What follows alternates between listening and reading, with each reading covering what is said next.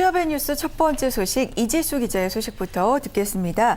전국 지방자치단체 일자리 대상 시상식에 다녀오셨는데 잘한 지방자치단체에 상을 주는 자리니까 분위기는 좋았을 것 같습니다. 어땠나요? 맞습니다. 고용률 70% 달성 이번 정부의 가장 큰 국정 목표인데요. 중앙 정부뿐만 아니라 지방자치단체들도 여러 가지 정책을 펴면서 일자리 창출을 위해서 노력을 하고 있습니다.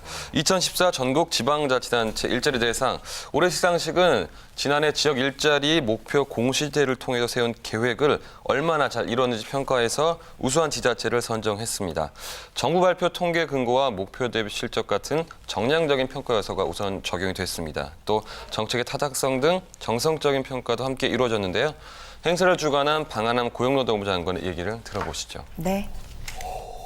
고용률 70%는 일자리의 양을 늘리는 것뿐만 아니라 일자리의 질도 높여서 국민 행복 시대를 열어가려는 박근혜 정부의 약속이며 다짐입니다.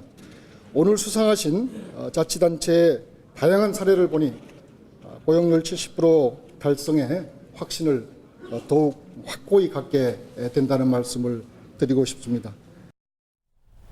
네. 자, 고용률을 높이기 위해서 정말 각계각층이 많은 노력을 하고 있습니다. 네. 예, 방한남 장관도 그런 노력을 보고 이제 70% 고용률 목표 달성 확신을 갖게 된 것 같습니다. 네. 자, 어떤 지자체들이 이제 우수 사례로 이제 선정이 됐는지 궁금한데요. 자세히 좀 들어볼까요? 우수한 지자체로 선정된 지자체들이 총 56개가 됐습니다.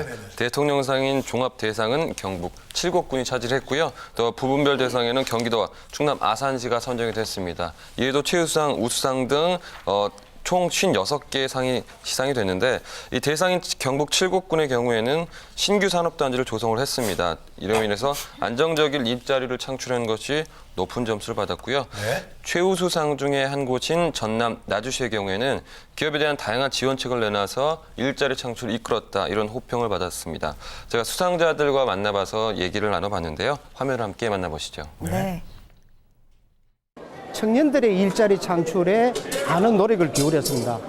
특히 청년들은 창업, 창직에 대한 관심이 매우 높습니다.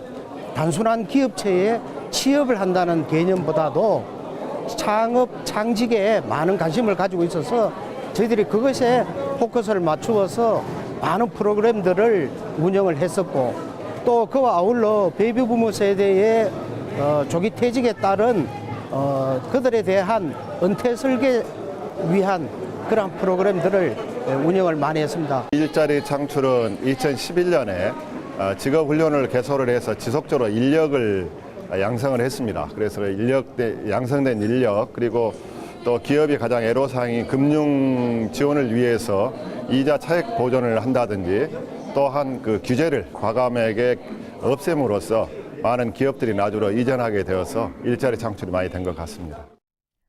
네, 고용률을 높이기 위해서 중앙정부뿐만 아니라 지자체들도 참 여러 가지 노력을 하고 있다는 거 알 수가 있습니다. 아무래도 그중에서도 새로운 일자리를 만들어내는 것, 일자리 창출에 가장 공을 많이 들이고 있는 것 같네요.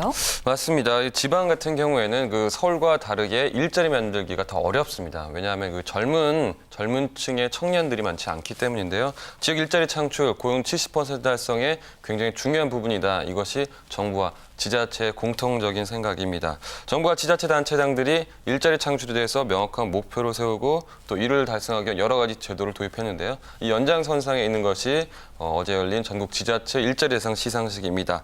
이런 지자체와 정부의 노력을 바탕으로 앞으로도 전국 모든 곳에서 좋은 일자리가 나올 수 있기를 기대합니다. 네. 네. 자, 첫 번째 소식으로 이지수 기자와 함께 이 전국 지방자치단체 일자리 대상 시상식 소식 살펴봤습니다. 더 다양한 노력으로 일자리 창출 많이 일어날 수 있기를 기대해 보겠고요.